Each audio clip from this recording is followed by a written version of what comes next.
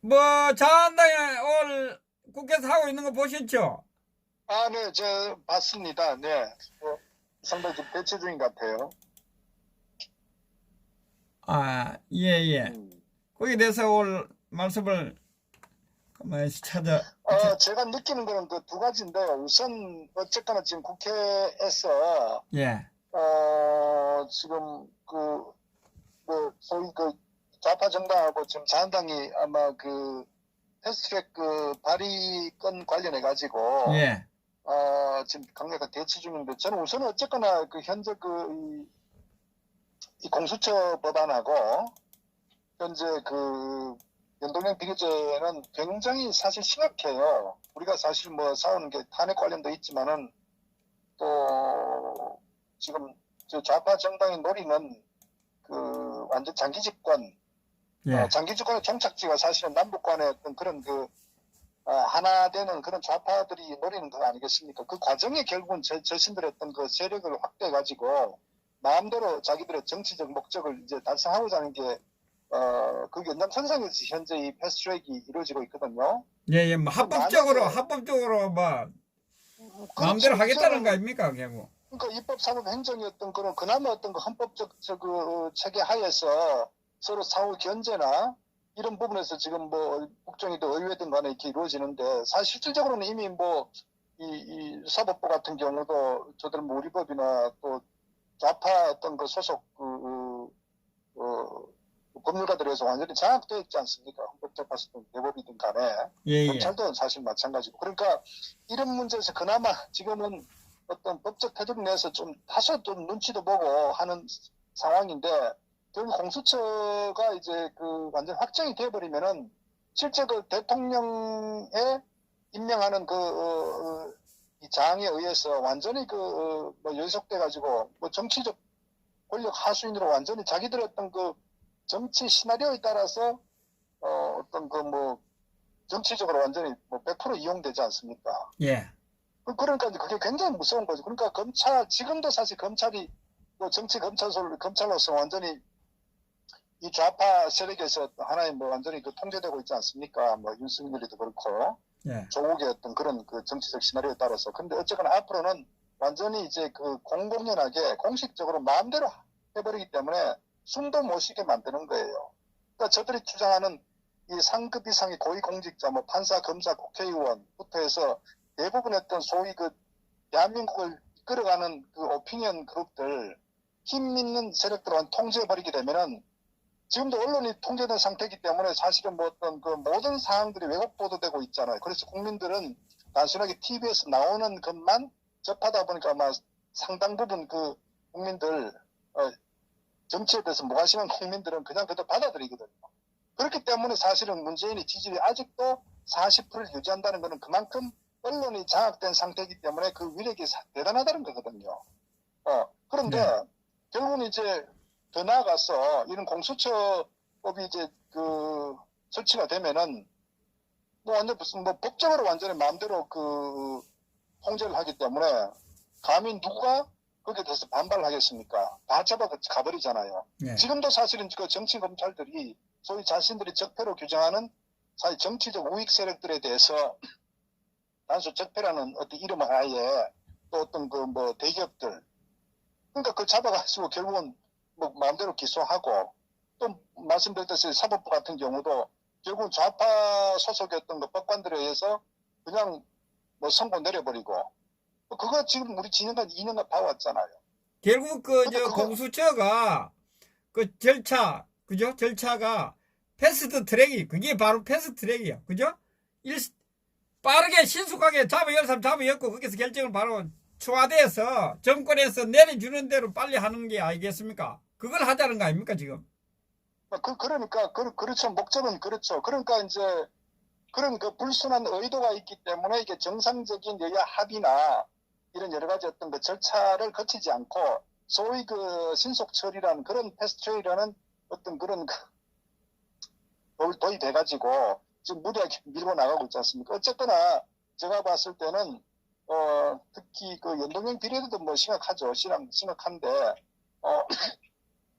이 공수처 이 설치법에 대해서는 이거는 뭐 대한민국이 앞으로 완전히 그 좌파에 넘어가 버린다 해도 저는 과언이 아니다. 마치 북한이 지금 일당 독재 아닙니까?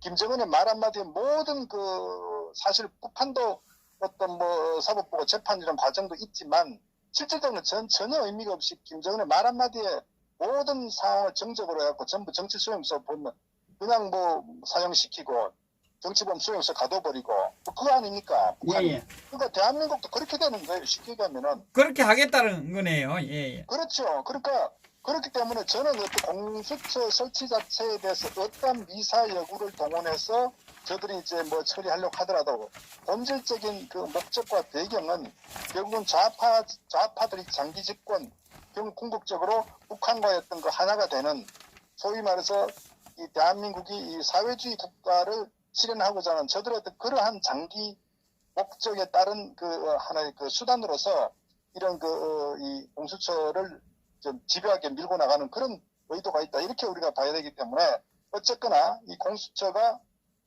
통과된다면은 좀 대한민국은 끝났다. 이렇게 저는 보는 거죠. 그래서 뭐 그런 부분에 있어서 사실 연동형 비례제 같은 경우도 지금처럼 뭐 소선거구제 하에서는 어쨌거나 이제 어떤 그 대통령의 지지율 또는 저들의 실정에 따라서 국민들이 결국 소선거구제 되니까 결국 의석에 대한 부분에 어느 정도 좀 영향이 갈리겠죠. 뭐 우파가 지금 좌파가 많은 실정하기 때문에 어쨌거나 국민들이 뭐 다소 현명하다고 판단했을 때는 내년 총선에는 충분히 어떤 그 과반 의석을 확보 가능하다고 보는데 그렇게 되면은 현행 헌법 체계에서 저들이 원하는 걸 이룰 수 없으니까 그러니까 결국은 현재 이 좌파가 지금 보십시오. 지금 그 홍영표 그 더불어민주당 원내대표가 전북 고창입니다.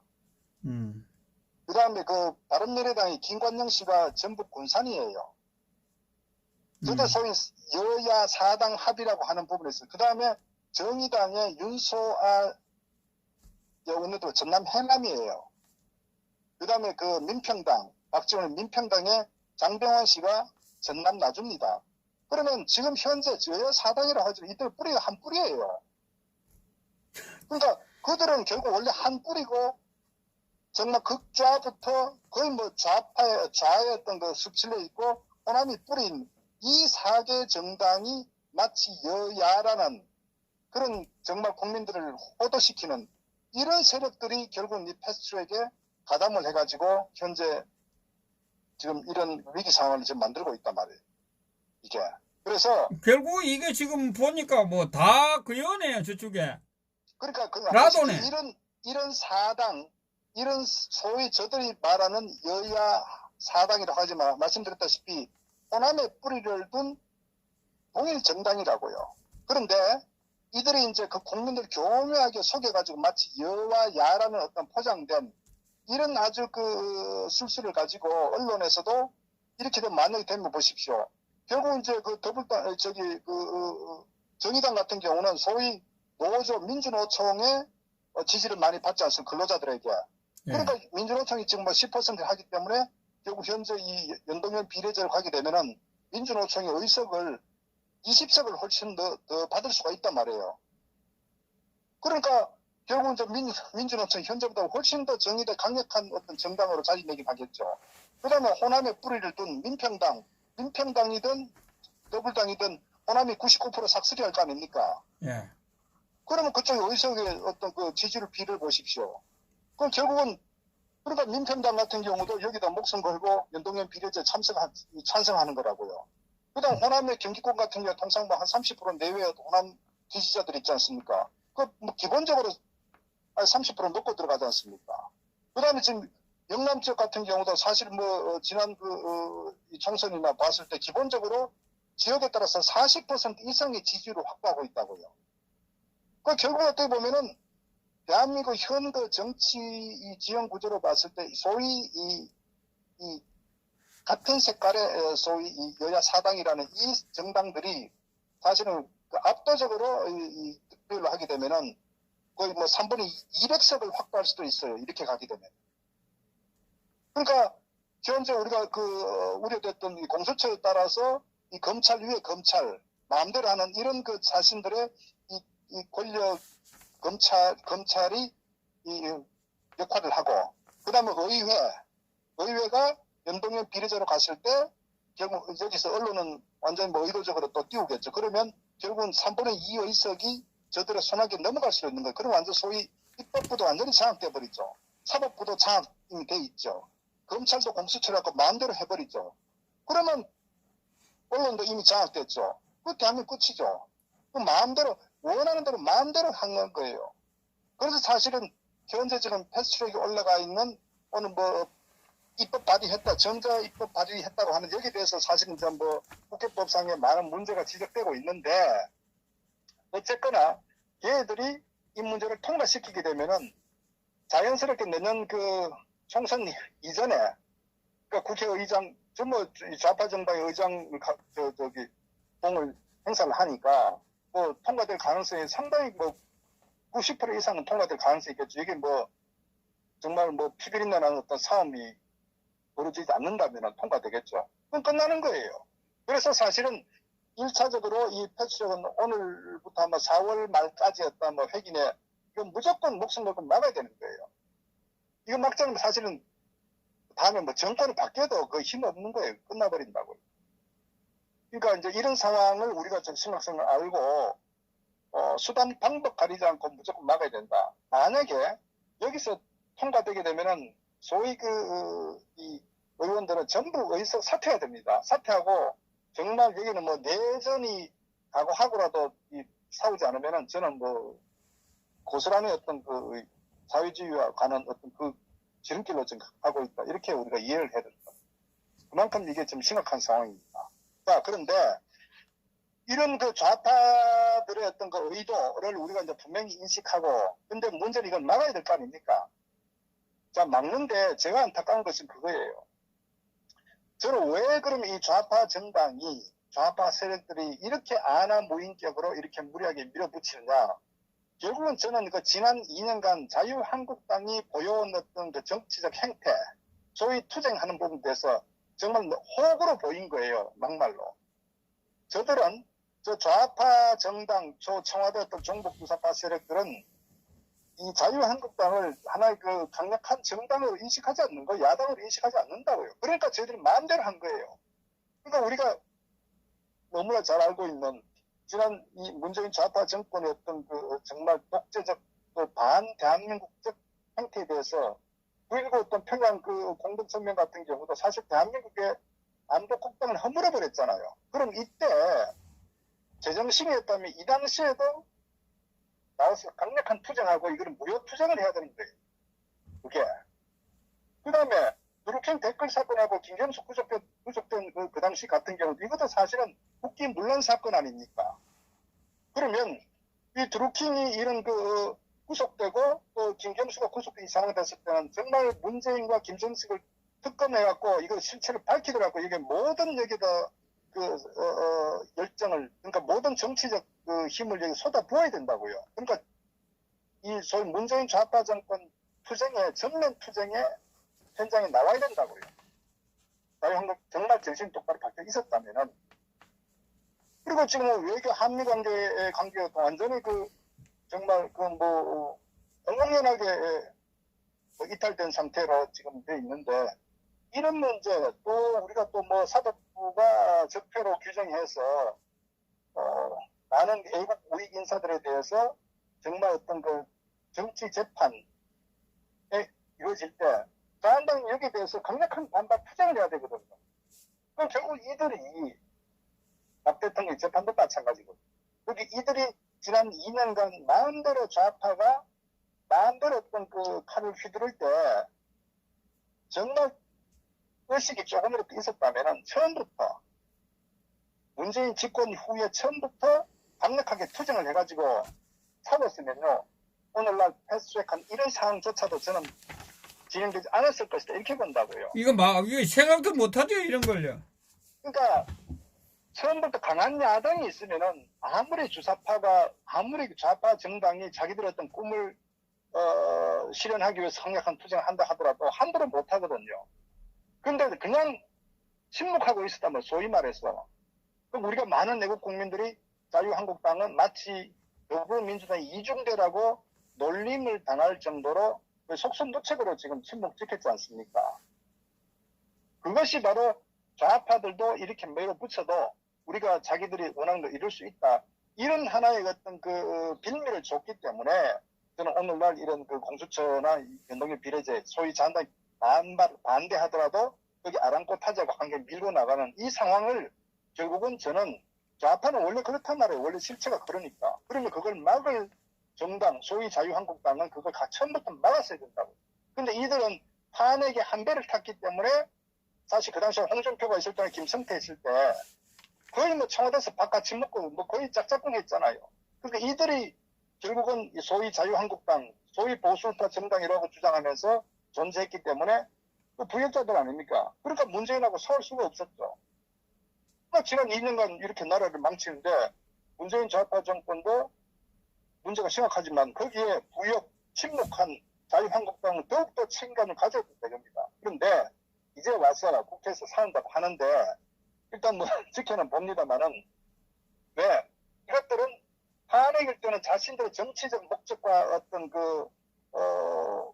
뭐 달랐기 때문에 사실 무관심했었죠. 그런데 지금 이 연동형 비례제 공수처는 자신들의 정치적 생명과 관계되기 때문에 싸우는 거예요. 소위 말해서. 그러니까 자기들의 정치적 이해에 걸리니까 이게 싸우는 거예요.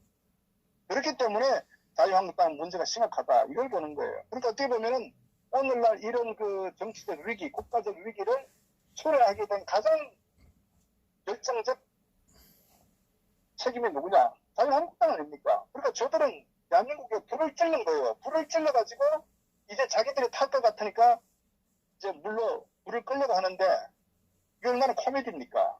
그럼 처음부터 하지 말았어야지.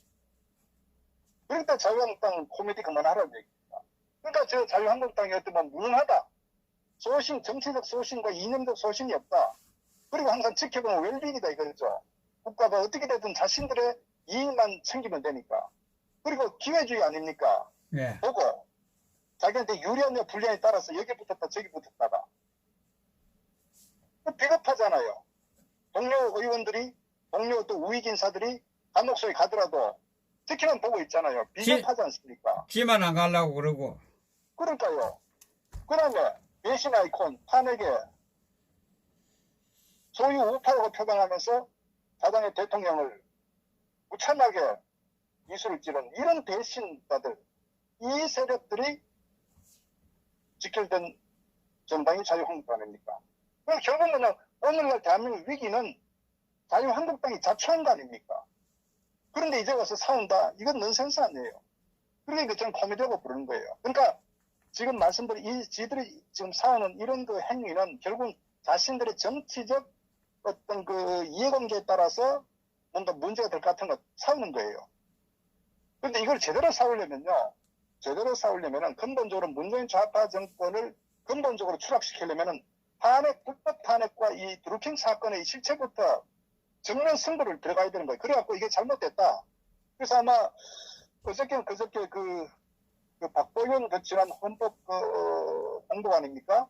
아마 탄핵에 대해서 장충 고백하는 것 같아요. 저기 아마 그 우파 이 법조인들 모임에서 저도 뭐 보면서 그래도 의식이 제대로 있는 법률가 있구나. 그걸 좀 다행스럽게 느꼈는데 결국은 그분이 헌법재판소에 중심에 있었단 말이에요. 모든 사안을 다 알고 계셨단 말이에요. 그러니까 하나하나 헌법재판소에 어떤 그 공보관을 있으면서 그 상황을 그러니까 박 대통령 탄핵이 잘못됐다는 걸 사과하고 국민에게 사과하고 우리 그 6.25 어떤 그 외국 선열들께 사과를 했지 않습니까? 나라가 이렇게 된 거에 대해서. 이게 실체거든요.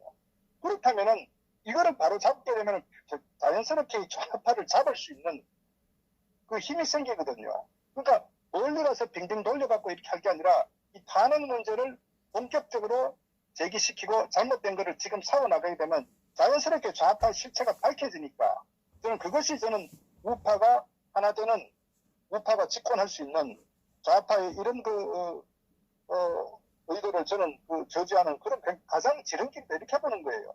그래서 정면으로 잘못된 걸 바로 잡아나가는 게 저는 좌파와 싸워서 이길 수 있는 가장 큰 저는 원동력이다 이렇게 보는 거예요. 그런 측면인데 그걸 피하고 자꾸 이런 산발적이고 이런 이슈에 대해서 마치 투쟁하는 것처럼 보이는 자체가 저는 코미디다. 아마 내일도 뭐 저들이 또 뭐 나온다고 하는데 사실은 나올까 벌써 처음부터 나왔어야죠. 더더욱이 하지 말았어야죠. 지금 이런 행위는 전부 정치적 행위다. 내년에 총선을 앞두고 자신들이 결국은 뭐 그런 정치적 행위가 또 한편으로는 이 태극기 애국 국민들과 대한민국의 긍정적 측면은 바로 지금까지 많은 태극기 국민들과 대한애국당이 투쟁을 했기 때문에 저들이 영향을 받은 거예요. 안 그러면요, 만약에 지금까지 태극기 애국 국민들이 없었다 그러면 저들 현장에 나와서 서울 생각도 못해요, 솔직히 말씀드려요. 그렇기 때문에 이 강력한 우파 세력들이 존재했기 때문에 저들이 그나마 보고 이렇게 나와서 싸운다거나 이렇게 하는 거예요, 이게.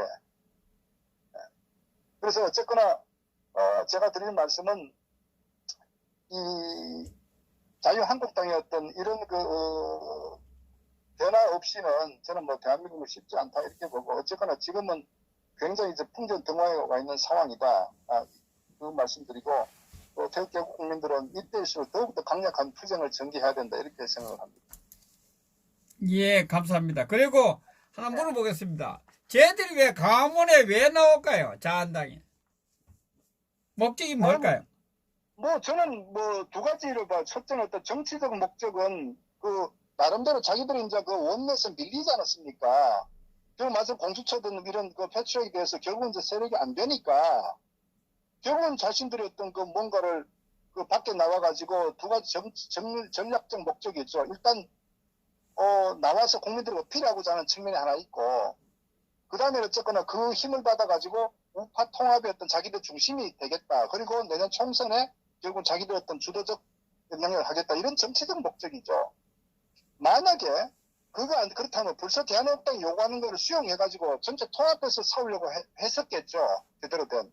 그러니까 저들은 아직도 정신 못 차려 때려보면 되는 거예요. 그래서 지금 저는 우리 박사님은 어떻게 보면 강화문에 지금 나오는 것은 네. 대한애국당이 세력이 커지니까 견제하기 위해서 나온 면도 있다. 저는 이래 보거든요. 내년 총선에. 그러니까 말씀드렸다시피 어쨌거나 당연히 총선을 의식하죠. 저들이. 그러니까 모일 때 지역별로 지구당 피켓 들고, 예. 피켓 들고 하지 않습니까? 예. 결국은 그거 뭐 황교안한테 좀 눈도장 찍으려고 그것도 있지 않습니까? 그러니까 정치적 목적이 다분히 있다는 게 첫 번째고, 어쨌거나 이제 저는 원래 저들은 그러니까, 그러나 그렇게 하더라도 저들은 좀 싸웠으면 좋겠다. 근데 어쨌거나 탄핵 문제에 대해서는 이제 속 뺐잖아요. 그래서 근본적으로 저들은 정신을 못 차렸다. 박근혜 대통령에 대해서는 뭐 한마디도 없었어요. 그러니까 정면 돌파를 해야 진정성이 보이는데, 예. 그러니까 쉬운 길을 두고 어렵게 가려고 하는, 그러니까 머리를 쓰려고 하는 거예요. 그러니까 그래서 저들이 아직 안 된다. 아니다라는 거지. 박근혜 대통령도 이런 방법도 없어요. 그때 강화문에서 할 때. 그러니까 아직도 정신 못 차렸던 거 아닙니까? 그런데 저는 어쨌거나 저는 아마 이런 투쟁에 있어서 결국은 자한당을 거리로 끌고 나오는 데 있어서 저는 대한애국당과 이 태극기 국민들 역할이 매우 컸다. 저는 이렇게 봅니다. 앞으로도 아마 그럼 우리가 전면에 나서가지고 이런 투쟁의 리더를 역할을 하다 보면 저들이 따라 나오든지, 저는 그 과정에서 결국은 뭔가 좀 변화가 있지 않겠나 이런 생각을 합니다. 근데 어쨌거나 아직도 저들은 정신 못 차렸다 이렇게 보면 되는 거예요. 저는 이 법안이 통과된다 이렇게 보는데, 우리 박사님은 자한당 하는 꼬라지를 보니까 아주 쇼하고 있어가지고 통과된다 이렇게 봅니다. 국회 선진화법에 의해서 저들이 이제 국회의장이 경호권 발동을 한다고, 국회 경호권을. 그래도 현재 이제 문 앞에 지금 복도에서 지금 진을 치고 있지 않습니까? 예. 이자들아. 그런데 지금은 이제 물리적으로 이제 딱 막고 있으니까 이제 어쨌거나 이제 마음대로 하지 뭐. 그러나 결국 저들의 의도는 여기다 목숨 걸고 하거든요.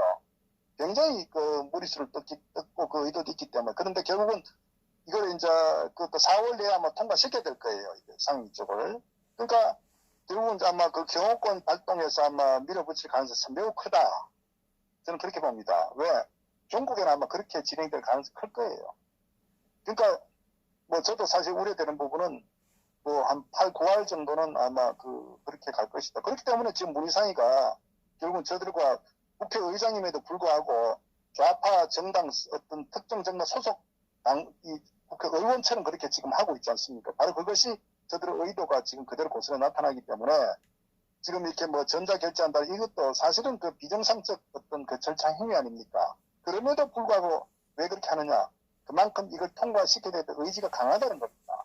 여기에 저희들이 정치적 사활을 걸고 지금 들고 있다. 그렇기 때문에 저는 어쨌거나 아마 오늘 저녁이든 내일이든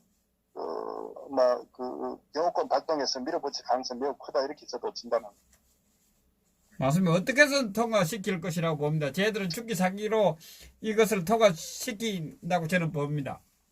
그렇죠. 만약에 뭐 대한애국당의 투쟁력 같은데 만약에 의사당에 있었다가 하면 저들을 꼼짝도 못 하지 않겠어요? 완전 국회에 뭐 에워싸지요, 우리가.